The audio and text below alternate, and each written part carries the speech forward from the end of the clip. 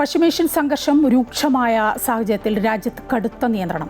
സാമ്പത്തിക സുരക്ഷിതത്വം മുൻനിർത്തിക്കൊണ്ട് ജനങ്ങൾ കർശന സ്വയം നിയന്ത്രണം പാലിക്കണമെന്ന് പ്രധാനമന്ത്രി നരേന്ദ്രമോദി. കോവിഡ് കാലത്തിന് സമാനമായ ജാഗ്രത ഇക്കാലയളവിൽ ആവശ്യമാണെന്നാണ് മോദി ആഹ്വാനം ചെയ്തിരിക്കുന്നത്.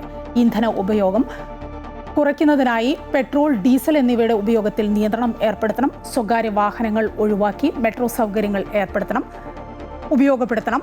വിദേശ നാണ്യശേഖരം സംരക്ഷിക്കുന്നതിന്റെ ഭാഗമായി അത്യാവശ്യമല്ലാത്ത വിദേശയാത്രകൾ മാറ്റിവെക്കണമെന്നും പ്രധാനമന്ത്രി ആഹ്വാനം ചെയ്യുന്നു. जैसे एक बड़ा संकल्प है पेट्रोल डीजल का संयम से इस्तेमाल करना। साथियों, हमें पेट्रोल डीजल का उपयोग कम करना होगा। शहरों में जहां मेट्रो है वहां हम तय करें कि हम मेट्रो का ही उपयोग करेंगे, ज्यादा से ज्यादा मेट्रो में ही जाएंगे। अगर कार में ही जाना जरूरी है तो फिर कार पूल करने का प्रयास करें और भी लोगों को साथ बिठा ले। अगर हमें कहीं सामान भेजना हो तो कोशिश करनी है कि वह ज्यादा से ज्यादा रेलवे गुड्स के जो ट्रेन होती है रेलवे की सर्विसेज से भेजें, ताकि इलेक्ट्रिक रेलवे होने के कारण पेट्रोल डीजल की जरूरत नहीं पड़ती है। जिन लोगों के पास इलेक्ट्रिक व्हीकल है वो भी कोशिश करें कि इलेक्ट्रिक व्हीकल का ज्यादा से ज्यादा उपयोग करें। साथियों, ഡൽഹിയിൽ നിന്ന് ജിഷ്ണു കൃഷ്ണനുണ്ട് കൂടുതൽ വിവരങ്ങളുമായി. ജിഷ്ണു, പശ്ചിമേഷ്യൻ സംഘർഷം രൂക്ഷമായ ഒരു സാഹചര്യമുണ്ട്. ഈ സാഹചര്യത്തിൽ രാജ്യത്ത് സ്വയം നിയന്ത്രണം പാലിക്കണമെന്നാണ് പ്രധാനമന്ത്രി ആഹ്വാനം ചെയ്തിരിക്കുന്നത്. ഒരു കൊറോണക്കാലം നമുക്ക് മുന്നിലുണ്ട്. അന്ന് സ്വയം നിയന്ത്രണം പാലിച്ച് നമുക്ക് ഇതും അത്ര ബുദ്ധിമുട്ടുള്ള കാര്യമല്ല. പക്ഷേ അതിന് എതിരെ പ്രതിപക്ഷവുമൊക്കെ രംഗത്ത് വരികയും ചെയ്തിരിക്കുന്നു. എന്താണ് വിവരങ്ങൾ? എന്താണ് മോദിയുടെ ആഹ്വാനത്തിന് പിന്നിൽ?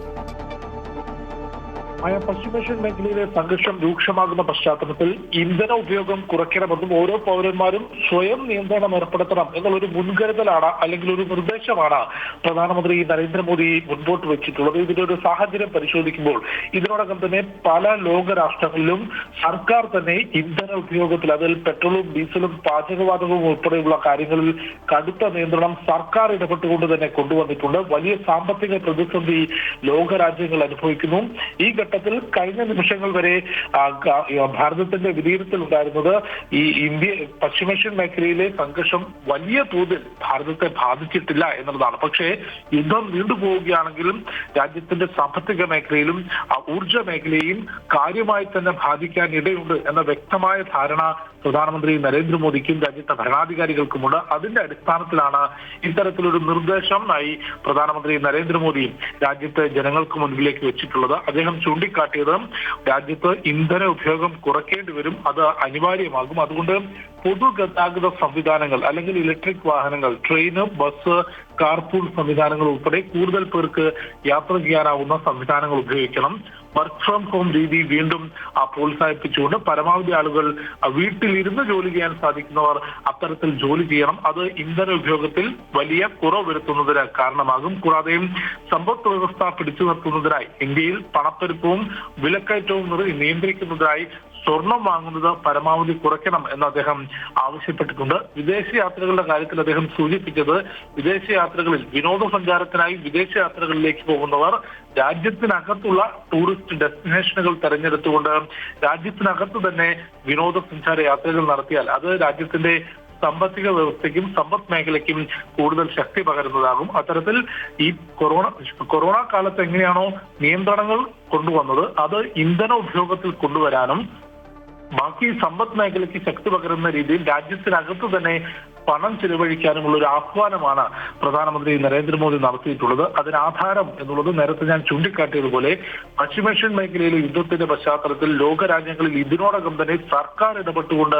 കടുത്ത നിയന്ത്രണങ്ങൾ ഏർപ്പെടുത്തിയിട്ടുണ്ട്. പല രാജ്യങ്ങളിലും ഇന്ധനക്ഷാമം അത്രയധികം രൂക്ഷമാണ്. പല രാജ്യങ്ങളിലും സാമ്പത്തികമായി അത്രയധികം ഞെരുക്കവും പ്രതിസന്ധിയും അനുഭവിക്കുമ്പോഴും ഇതുവരെ കാര്യമായ പ്രതിസന്ധി, ഇന്ധന വില വർദ്ധിച്ചു, അതായത് പാചകവാതകത്തിൽ വാണിജ്യാവശ്യത്തിനുള്ള പാചകവാതകത്തിന്റെ വില വർദ്ധിച്ചിട്ടുണ്ട്. പക്ഷേ പാചകവാതകം ലഭിക്കാതിരിക്കുന്ന പ്രതിസന്ധിയിൽ അത്രയധികം വലിയ രൂക്ഷമായിട്ടുള്ള സാഹചര്യം രാജ്യത്തിനകത്തില്ല.